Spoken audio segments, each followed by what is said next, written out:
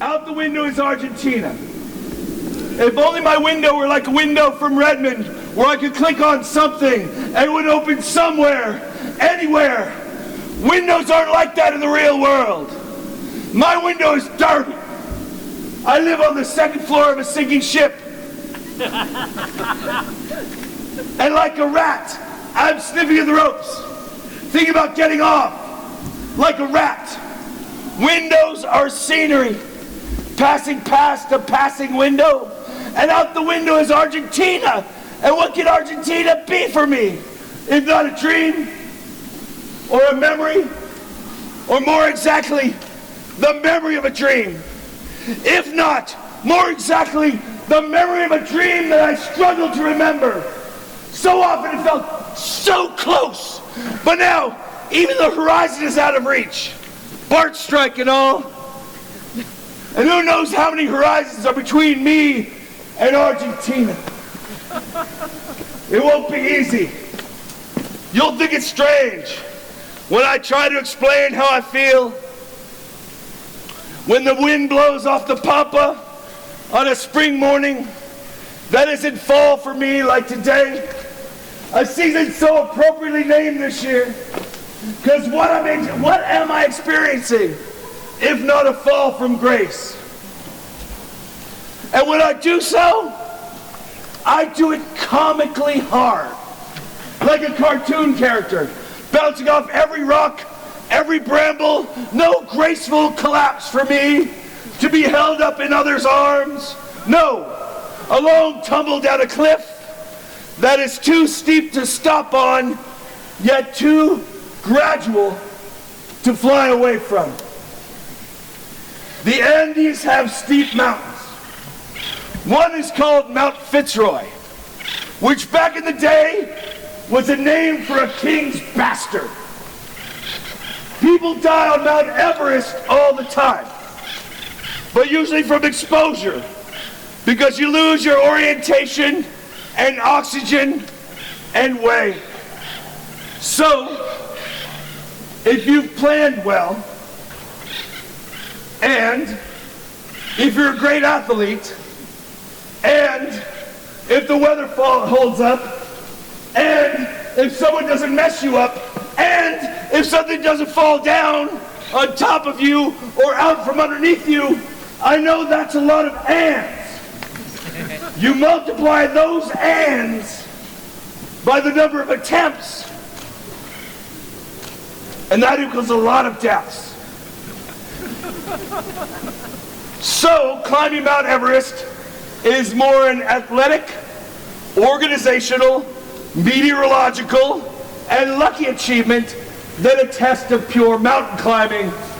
Unlike the King's Bastard, which really only a true mountain climber can get up or even attempt, and it's in Argentina, at least the east half. And I can see it out the window, because out the window is Argentina, wide fields of green and greener and cows, lots of cows, cows with style, munching grass with bravado, brave cows and gauchos, both knowing what a great steak is and willing to die for same. One more than the other.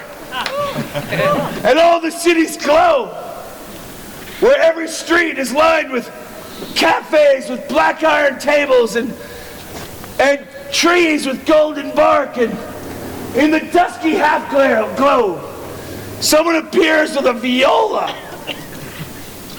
and music happens, and tango happens, and everyone finds someone, and birds sing in the trees, singing sadness, and everyone's heartbreak, and they love each other because they have to. But out the window is Argentina, because the wind blew, and Argentina caught the breeze and wafted away. And I could be a little jealous, wondering how Argentina could be so airy and find its way so easy. But I will watch it and close the window and sit on a chair. One more. Thank you.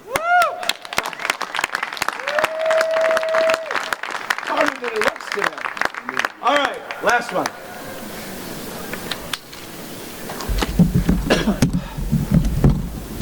The world is full of landlocked places. Places where the ocean can't get to. The ocean with its power and its waves and its dominance across the wide face of this world. Hundreds of thousands of miles of pure power. Splitting the world from itself with its grandeur and its arrogance. Landlocked places don't see that ocean that tells us we ain't so bad. And the world is full of landlocked places. And landlocked places are hell. I've been to Switzerland, and Switzerland is landlocked, and Switzerland is hell. I've never been to Bolivia, but Bolivia is a landlocked place, so Bolivia must be hell. The first tweakers came from Bolivia, and they chewed leaves, and they stayed up all night, and their tents were really clean. But they didn't care because they knew they lived in a landlocked place, and as the same with all landlocked places, it was hell.